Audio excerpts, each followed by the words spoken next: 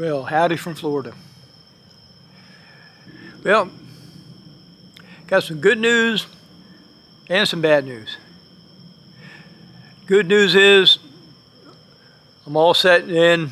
I'm running the Iron Butt this year.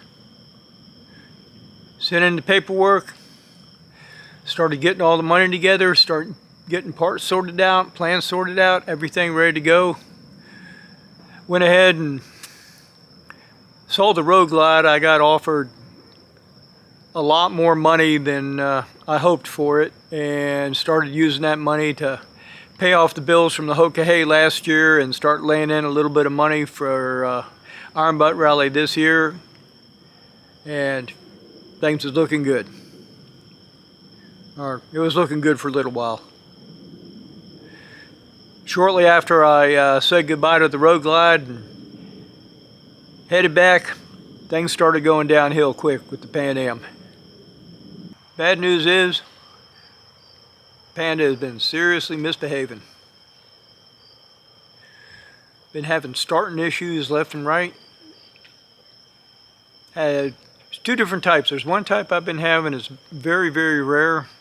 It's when it sounds like the solenoid don't kick in and it just freewheels. I think there's a starter clutch TSP for that one, but that's been very rare. That only happens like maybe once a week or every other week or something like that.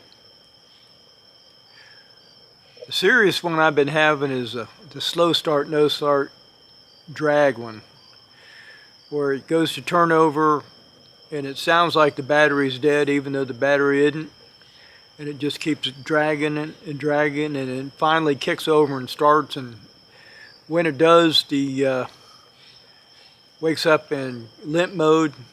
Runs great in limp mode. I haven't had any troubles there, but it's in limp mode all the way out, and usually when I shut it down and fire it back up again, that goes away. The irritating part about that one though is the suspension about half the time locks all the way out at fully extended, and it's like riding a hardtail again, like that old panhead from way back when. It also sits there at full extension with no sag at all, which is really hard to reach the ground. You got to be careful where you stop and pay attention to get your foot down before the bike keels over. That one's been bad, but then it got worse. Then it started really dragging on the starts. And then it fired up one time coming home from work, and the bottom half of the screen was there, but the top half of the screen, all I had was a wrench. That was it. And all the way the ride home, it read 0 miles an hour the whole way. The tachometer never went up at all. Speed never went up. Temperature never went up, but my right leg told me the temperature was good and hot. Went all the way home. Next morning when I fired it up, it was all great. Then came the big one. Fired it up one morning and it sounded like the engine just stalled. It turned over once or twice and then just stopped. And the starter motor made that noise, kind of like when you're winching a Jeep and you hit the stall point and it doesn't turn anymore and you get that kind of vibrating hum. It kind of sounded like that for a second. And then the instrument panel popped and it fired right back up. Been running great ever since with no instrument panel. And the instrument panel is completely blank, like there's no power going to it at all. Bike runs great. Actually, it's been starting pretty good since that happened. But I figured enough was enough. Even though the thing's pretty much my daily transportation, I drug it down to Harley and dropped it off, and we'll see what's going to happen from there. I was playing with the idea of having some sort of meetup at Daytona Bike Week this year. You know, not living too terribly far away from it. But I would be amazed if my bike is figured out and put back together by the time that rolls around. At the moment, I'm kind of hoping it's all put back together and ready to go by the time the Iron Butt Rally rolls around. So, motorcycle-wise and PanAm-wise, probably going to be quite a bit of downtime. Now the bike's out there, there's nothing to mess with there. Can't really do any videos on the motorcycle itself on the account I don't have the motorcycle itself. But if you have any questions, if I can figure out how to put a video together on it, you know, about the motorcycle, some of the stuff I've done, things of that nature, let me know.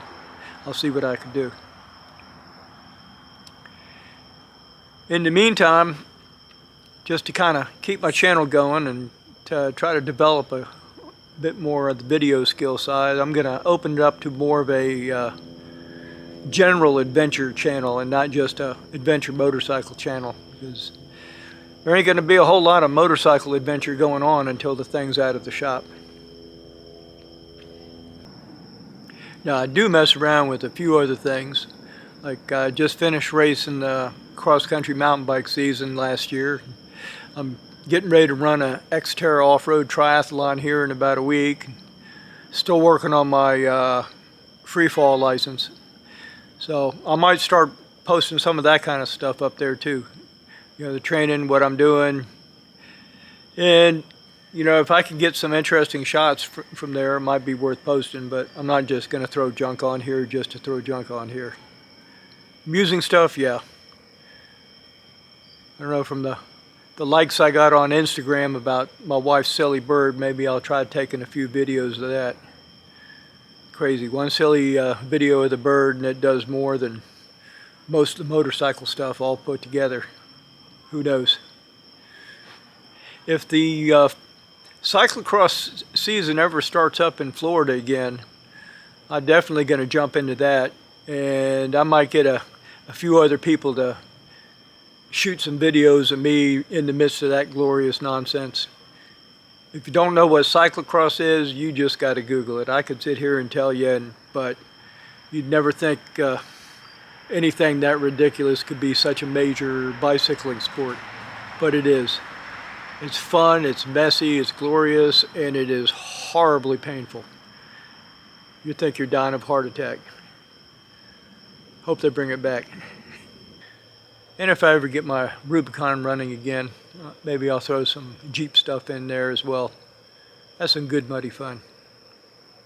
I'll have to get on to YouTube and figure out how the whole channel thing works so I can separate my page into different channels so you can kind of zone in on whichever particular nonsense I'm doing at the moment. You don't have to watch all the other nonsense. Well, I guess that's about it for now. Take care.